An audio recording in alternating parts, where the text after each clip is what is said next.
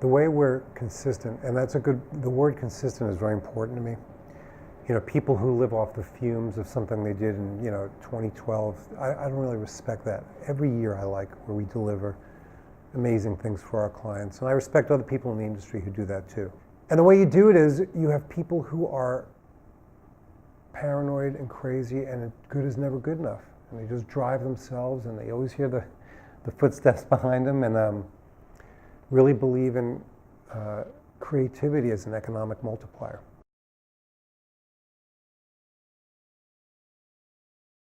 There isn't a way to really define it in an easy, simple way. I mean, you know it when you see it and feel it. I mean, it's really a visceral feeling you get.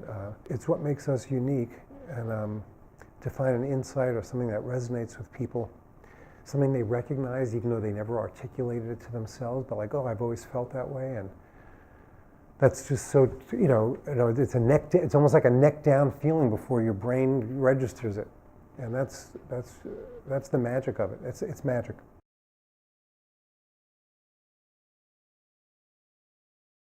Well, it means, and we're a big network, but and I know this sounds maybe jargony or whatever, but we think of ourselves as a global boutique.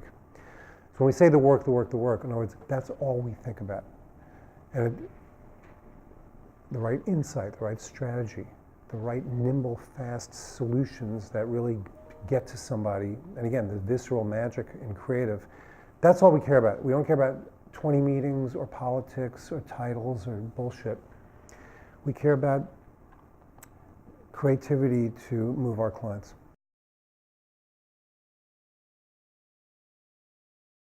What you're describing sounds like process, so that we don't do that. I mean, we have rigor and discipline.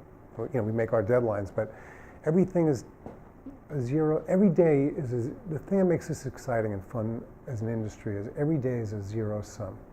You don't know what you're going to run into every day, and each problem needs its own bespoke way to approach it.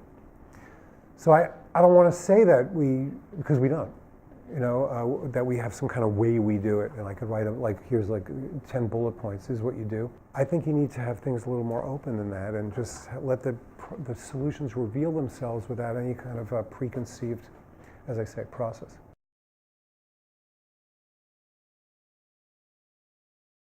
I see customer experience, it's really another term they call end-to-end, which isn't like, here's a piece of film, react to it, okay, our job is done. It's the journey, and every step of the way what a customer sees, feels, hears, gets, at different points of the day and at different places and at different mindsets of the day. All the way into a store or like the product itself or some kind of way of interacting. So that's the new part of it, but the old part of it is it needs a big idea more than ever, because a big idea has to now connect 8 different things as opposed to a TV ad and a newspaper ad.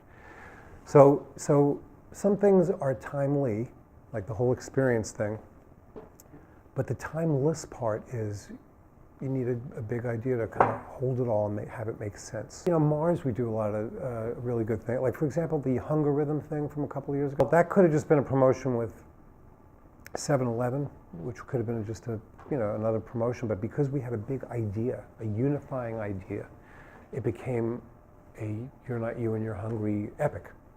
So that's the kind of thing I'm talking about. So what you'll start to see now is instead of just that one thing, you'll see 30 things from Snickers during the year that kind of touch you and help you, get married to us.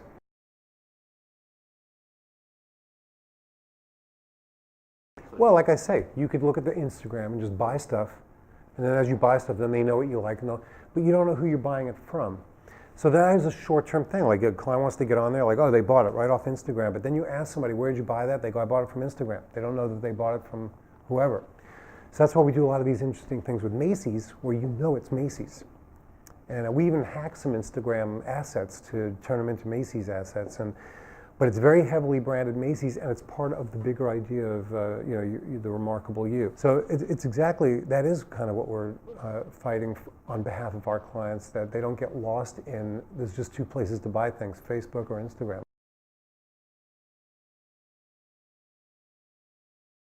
It's totally a threat. In fact, everything is a threat. And since I've begun this career, everything's been a threat. And it's one big ball of paranoia, and then I go home at 9 o'clock and I'm really tired. That sums it up. So it's just the latest. So, but we're doing well because, as I say, we hear the footsteps behind us, and no one's going to be catching us anytime soon.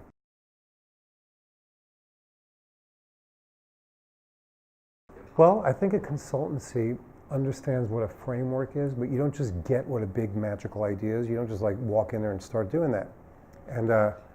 And then you don't know how to really, I don't think, create an environment where the people who do know how to do that feel they would thrive there. Well, that's what we do. In-house, you're going to only get who you can get to be in-house, because the really best people want to sort of have a little distance from the clients so they can be ombudsmen. It's subjective, ombudsmen and women. And so, I think what we do is unique and valuable.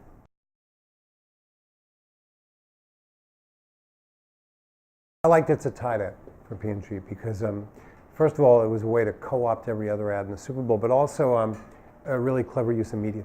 That was a good one.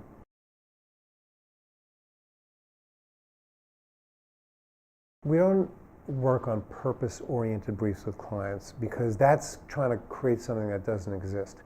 What we do is we just take their truth, their good soul and their good truth, and then have that rise through the work. Now, sometimes it's about something, like we did the talk for P&G, which was on your, that was but that's because they actually had the My Black is Beautiful program, so it was a truth that already existed. But to just try and like cram a truth onto someone, that's kind of disingenuous and reads as fake immediately. So a purpose can only come from a real purpose that exists, and then you just reveal it to the world.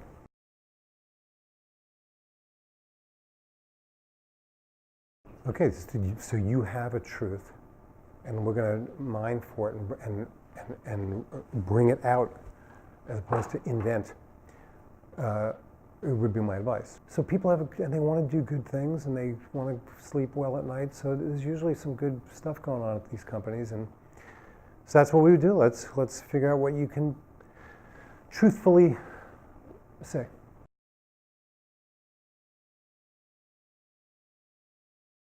Well, here's what I like to do, which is what I think we've been doing. So we like to say that we never let the cement harden, right? Like that's my job. Like I keep stirring it so it doesn't harden. So that keeps things sloppy and maybe messy, but it means it can flow the way the world wants you to go instead of now you're stuck, and that's what you do, and now you're a dinosaur. So my thing is to just keep that thing liquid and flowing so that whatever happens, like we're ready to jump on it. A year from now is impossible to say. The only thing you can say is things that are like about to or happening now, which we just talked about, and just be ready for the next thing as it happens. As I said in the beginning of the interview, every day is a zero sum, and just wake up ready to go.